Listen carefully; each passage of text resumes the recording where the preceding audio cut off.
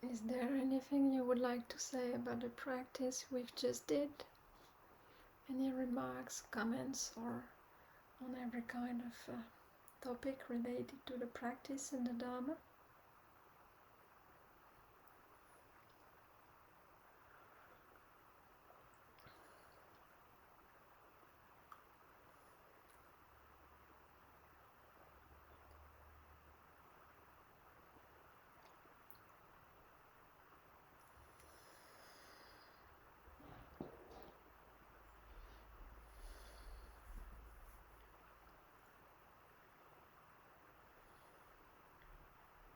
Oh,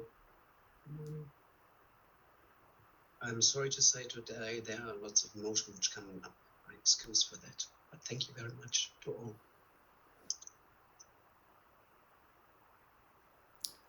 So you said there are many emotions coming? This is what you said?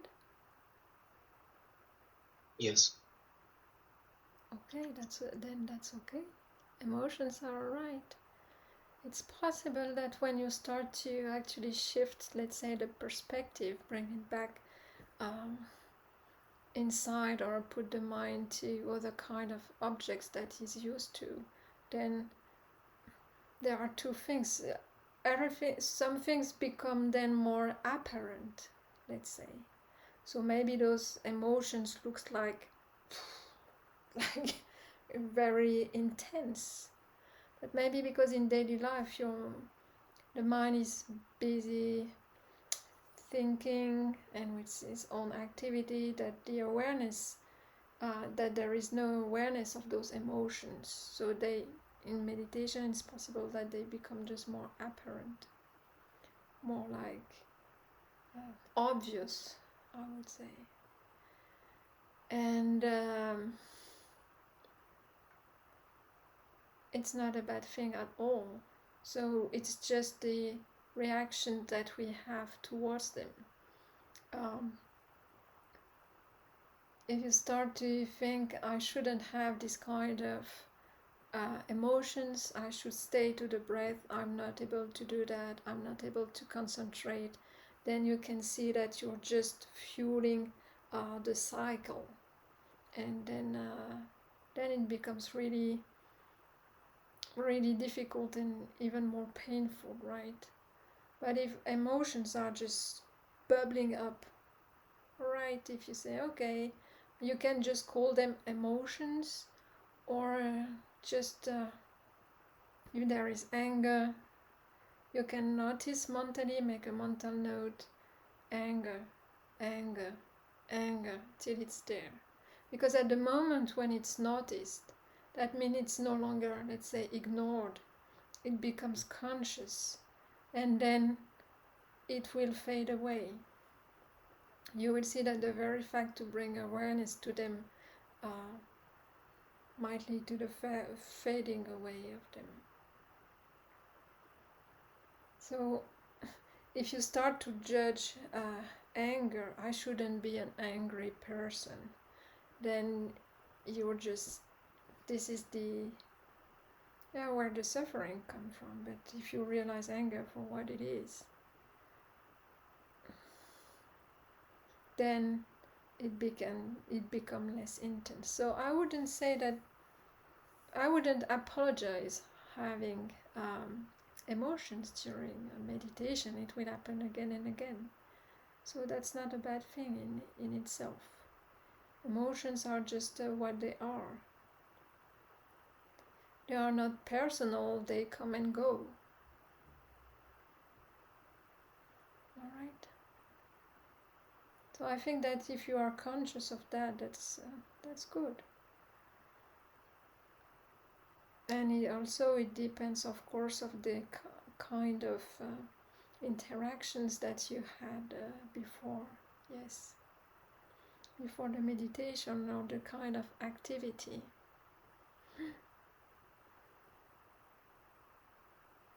So emotions are emotions, right?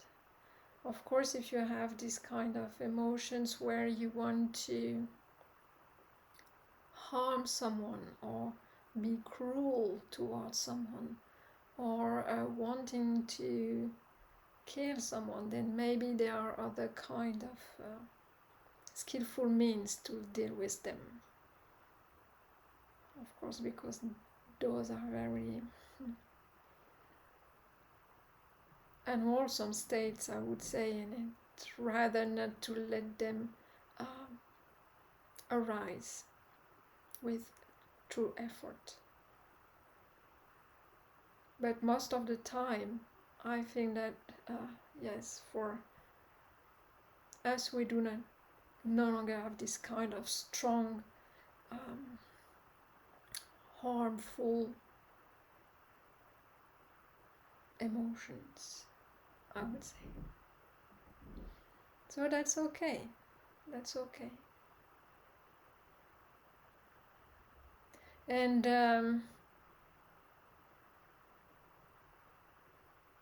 if we look at them for what just there are, some phenomena just arising and passing away according to conditions, then this is a starting point to get free from them, or to let them arise, pass their way, and go, because at the moment you start to consider them as yourself and attributing them some properties that it should or it shouldn't be, or it should be different, then this is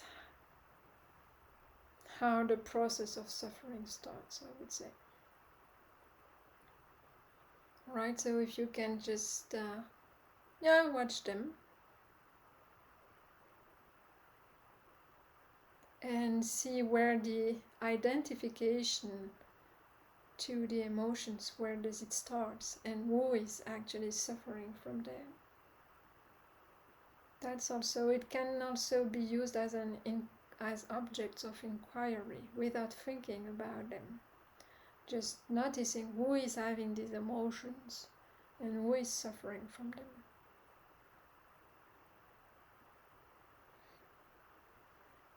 That's part of the practice, yes.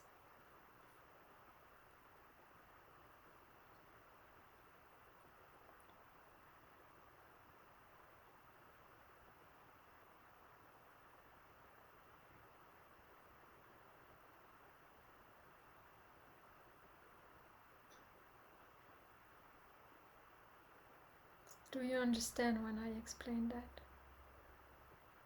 Yeah, thank you. I think I understand.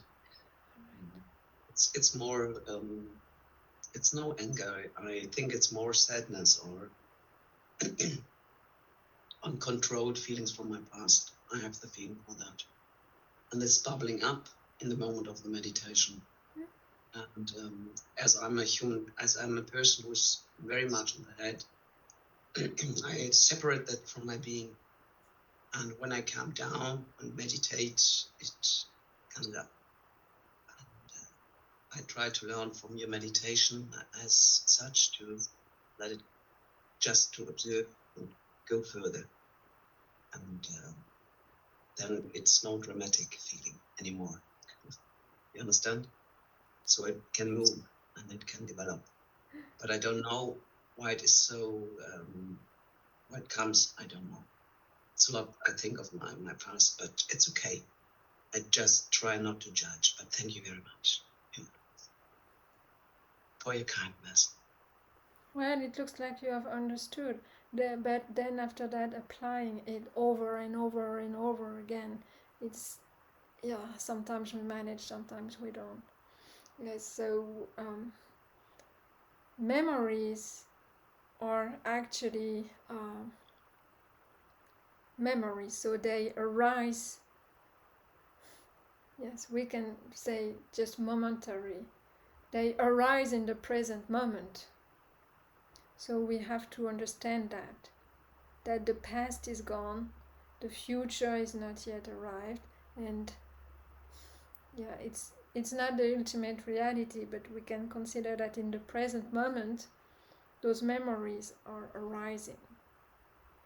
And the suffering comes when we start to cling to them, meaning that we identify with them, like the stories stored inside the memories becomes what becomes us, and what we've experienced in the past, like it was very kind of still solid, and like it's still shaping us in the present moment, right?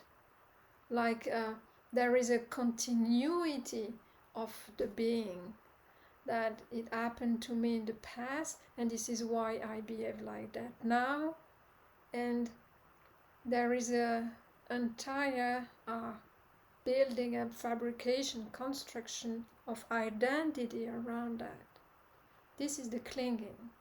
This is the identification around the memory of the past experience. But the key point here is that when you started to develop, I would say, a wise awareness, or like, this is why we train putting the mind in the arising and passing of the breath, of the breathing in, breathing out, staying in the moment present with that object. Because in the breathing in, breathing out, and the cycle again, then it is the maybe one of the most neutral objects that we can find, and that we can use to train the mind to stay present with this when it goes up, when it's swollen, and when it goes down. Right? Because this awareness that you developed around breathing, then you can develop it around the memory actually coming up and coming down, and see when the, let's say, mind is ready to looking at it as something coming in the present moment and passing away. So you can feel still that it's associated with painful feeling, like it can be guilt, it can be anger, it can be, oh, I should have done that. And at the moment where this kind of thought also arises and ceases, because you have the object that is the memory, and then the mind start to think about it. All right. So as soon as you start to see with awareness this succession of arising and passing away from the memory, that can be an image in the mind, or that can be a sound, or that it can be more complex with an entire storytelling around that.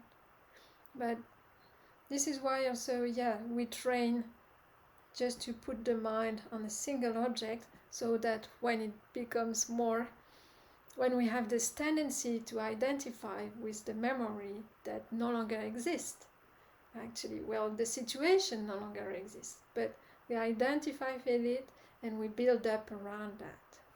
All right. But once the mind is trained, it's just as trying to look at with equanimity all phenomena arising and passing away, then you will start to say that when the memory pops up and you realize it, then you just say to yourself, memory, memory, memory. And with this understanding that you are in the present moment, and that a memory is just something arising in the present moment, and that it no longer exists, then it's another kind of understanding, and then it might be easier to let it go. But at the beginning, it's possible that you don't see it arising, you're just caught up in it, and then there is proliferation of the mind, some factors just decay, and then you realize that it's gone. You say, wow, I've just spent 5 minutes again elaborating about something that happened 10 years ago. All right, at the beginning it's like this, you say, okay, that was awareness of a memory, without justifying if it was normal or not normal to feed on this kind of thoughts. Okay, you just say, okay, this is what happens, how the mind heart works. It happened again this time, but now I understand. I understand what's happening.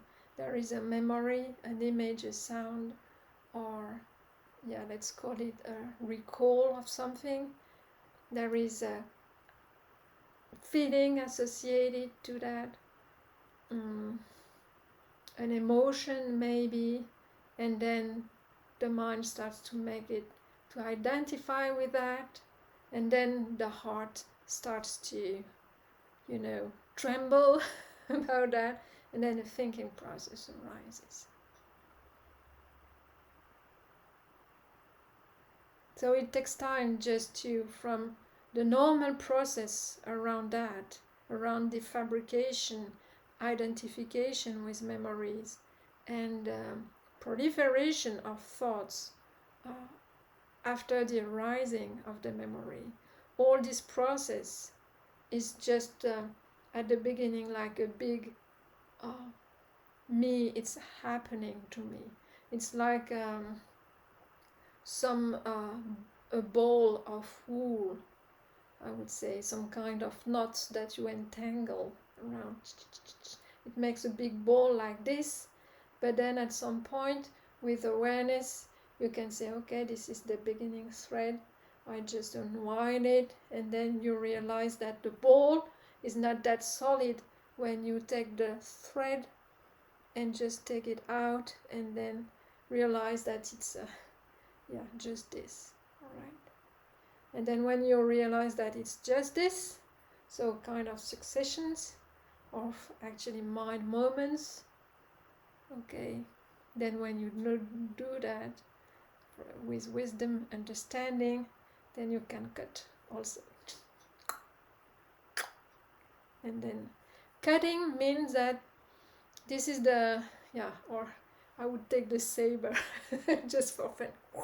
This is wisdom, you cut it, and then it just fades into nothingness. So you realize that actually there is not that much solidity around that. So I'm inviting you, next time it happens, realize that it's a memory arising in the present moment, that the past is no longer. But at some point when the same memory will come up and come up and come up again, then you will kind of, say, oh no, again, what can I do this time? And when you are fed up enough, then there is letting go of it. Because as soon as you try to justify or find solutions or answers, then you start to think. Or we have also the tendency to blame others. Because the solidification, the knots that we also think that others are knots, so that we are kind of separate, and if you've been hurt, this is because the other person has done something bad, for example. But from this perspective of this person doing bad to that person, if you can just bring back the intention inside yourself, start to disentangle the tangled, I would say, then there is more freedom, you see. Here no freedom. It's just, and then you start to realize that there is awareness, that there is some things arising in you, some emotions, thoughts, memories, perceptions, and that all these things are not really personal, because if they would be personal or belonging to a self-identity that is continuous, then they wouldn't come and go. They would be kind of constant. But with meditation, we realize that they come and go. Right? When I'm talking to you, there is no longer memory, there is no longer contact with your memory, and these strong emotions that you had during meditation, it's not there. Maybe just talking about it, it comes back. But at some point it has stopped when I started to talk to you, maybe. So it's not really you, it comes and goes. Alright, so you start to have a kind of more openness when you start to realize that. This kind of compounded version of experience. So then with the hands you can start to feel and to be more sensitive. Alright, all these strands, more sensitivity, memories coming up. Okay, because you bring back the intention inside and you longer face what the other person's actions were. That doesn't mean that it's not important, alright? But as a first step, just consider what's here, what's inside. The emotions, the memories, the perceptions, our concepts, ideas, body sensations, yes, all of that. And it makes a very solid us. But with wider awareness, training the mind with breathing in, breathing out, it opens. Yes. And we have more capacity then to handle situations. Alright. But at some point it seems so simple to say, okay, memories.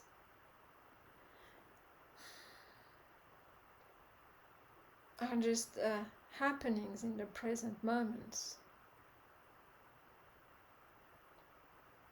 Train yourself in that if you can, or just to realize that over and over again until, oh yeah, that's obvious. There is, no such solidity, not such a continuity in life. So this is the teaching of the Buddha, to look at everything that arises, let's say, in meditation, to look at the three characteristics I talked about, in that they are impermanent, so arising and passing away, some kind of, they pop up or they develop, and then there is dissolution, and so this is the impermanence, the fact that they are not really personal in somehow, because of course, if there, as I said, if there would be a self, an identity, a solid thing inside of us, then they wouldn't, if they were us, they wouldn't go away, fade away. So this is the impermanence and the non-self, and the fact that because they are impermanent, then we cannot find any lasting satisfactoriness in them, because they will, no matter what we do, they will go away when the factors actually go away too. So they are inherently suffering. So this is the practice. It's not that there are not many things to remember. Actually, the three characteristics, the Four Noble Truths, and what the Noble Eightfold Path consists in. Yes. So the Four Noble Truths, that there is suffering. So the Buddha doesn't really talk about that a person is suffering. He says that there is suffering, the origin of suffering, so the roots of suffering. We talked about it already. Actually, the roots of suffering are craving.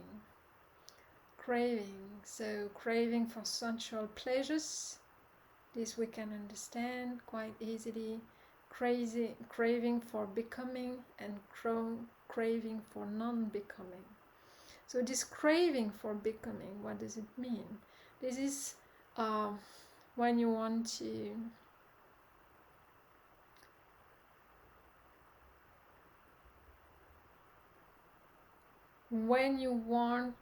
when you elaborate that you were a person in the past, you are like that now, and then in the future either you will get that or get rid of something in order to build up, let's say, or to become a different person. So that implies a subject, yourself, an object, something to be changed or to be acquired, or even a goal, that, and a time frame. So the past, yourself now, and the future. And you project actually your identity into the future, and you project it, let's say, differently than what you are right now.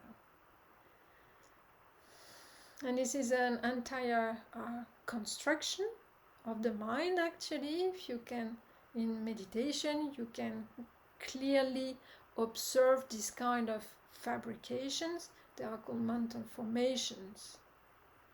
And this is also a kind of force that propels you to do things, actually. There is a kind of urge, there is a kind of, how to say that?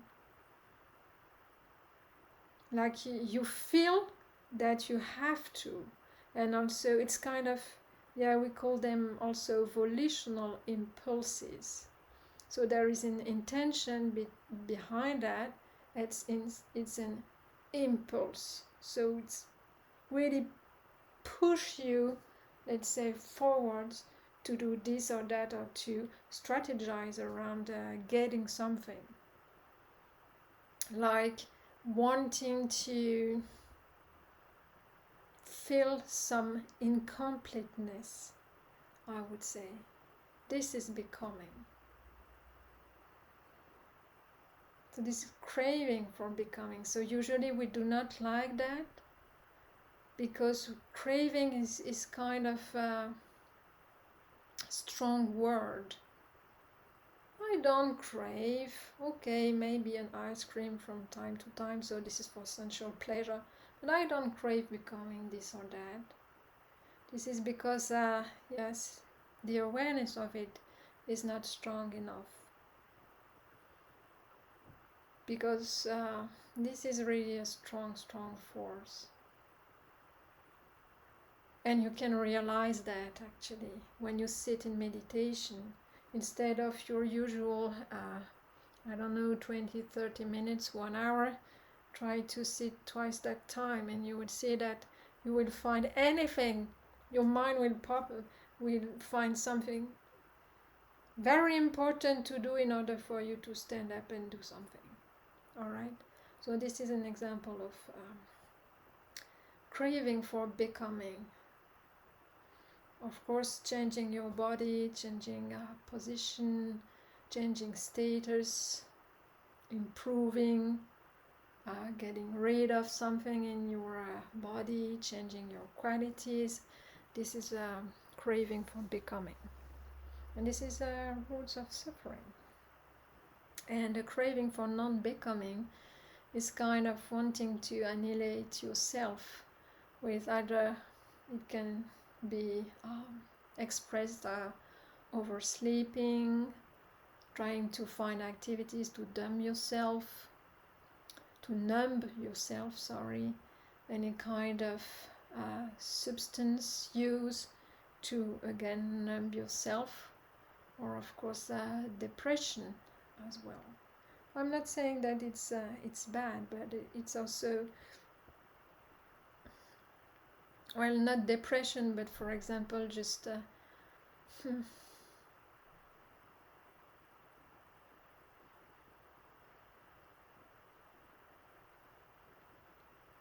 yeah, it's actually it's not that different than craving for becoming, because you just want to um, shut some aspect of your personality, or you want to, yeah, to kill yourself by different means. So it can be expressed also as not wanting to eat, or being disgusted by by food. I would say that anorexia is kind of I shouldn't use some medical term, but not eating to express something, to not become someone, to not fit the body, might be related to craving for not becoming. Alright, so those are the three roots of suffering. So alright, so remember the Four Noble Truths, the three kinds of craving. The good news is the third noble truth, there is cessation of suffering. The cessation of suffering goes with the cessation, or the stopping, not the stopping, but when there is no craving, yes, suffering stops. And what is the way to the cessation of suffering, which is the fourth noble truth, is the Noble Eightfold Path. So I will maybe in another gathering, meeting, elaborate on that again. So this is why, the Noble Eightfold Path is built around, of course, the three pillars again, the discipline, then the concentration, samadhi, in order to bring the mind to a certain kind of calmness and well-being, so that it investigates into those kinds of implications, I would say. Because not only the Four Noble Truths have to be intellectually understood, but they have also to be understood, I would say, experientially. So this is why you put yourself into stillness, into meditation, in order to look at this aspect, so you have direct experience. Reading about it it's the very step zero, trying to understand the concepts. Okay, I remember Four Noble Truths and so on, but then you just apply them. And then, because this is where faith and trust in the teachings arise from that, because you start to realize, oh, now, yes, becoming. I'm just projecting myself into a future that doesn't exist in order to get that and that and that. And this is why I have so much thought about that, and I suffer from them. Because right now I do not have this thing. This is becoming, oh.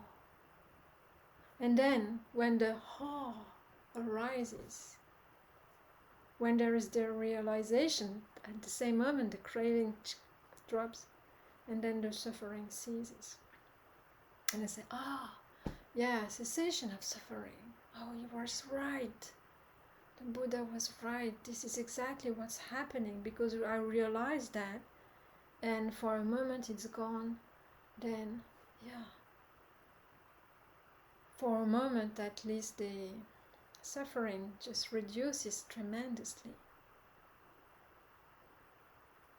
And then you realize, this is because I've started meditating and training the mind, that I could see that so clearly.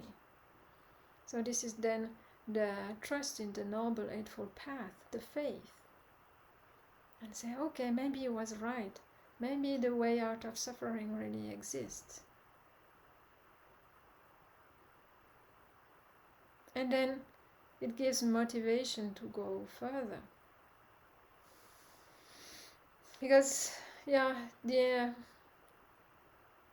intellectual understanding is useful, but then there is not this direct knowledge. And yeah, then you consider that, you know, it's a book, and when you read a book, you might forget about the book, right?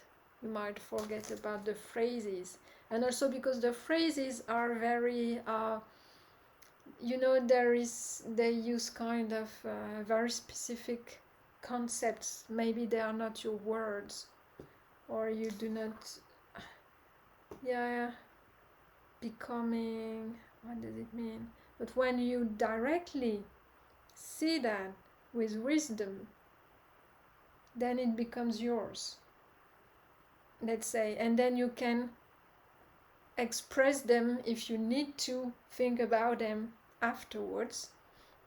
And then you can make your own words, and you will not forget. You will not maybe some time to time, but I say, oh yeah, you will forget.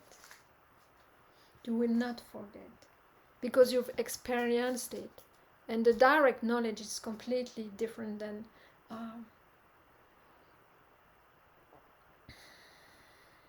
an intellectual knowledge.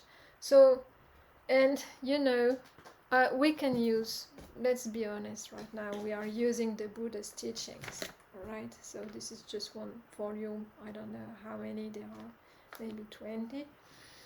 We are using the Buddha's teachings as a support, but what you could experience in meditation and the direct knowledge you can gain from that is actually universal. So this is also some kind of the teachings in different languages, in different cultures, in different religions. They just use different concepts, but ultimately, I would say I don't want to use the word truth, but the essence is for liberation is actually the same. So you can. It's a body awareness and investigation, yeah, devotion, cultivation in the practice. So then you can use different wordings around that, but I would say that in any other kind of tradition, you will find the kind of same ingredients. They use different cultural background. That's it.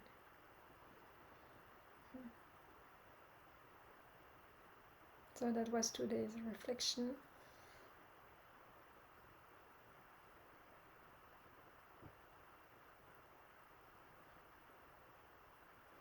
And if you have any comment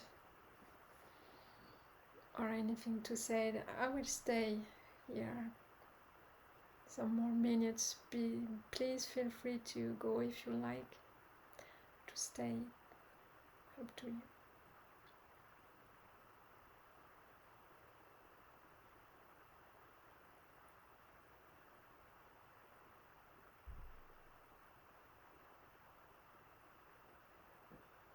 Thank you. Bye.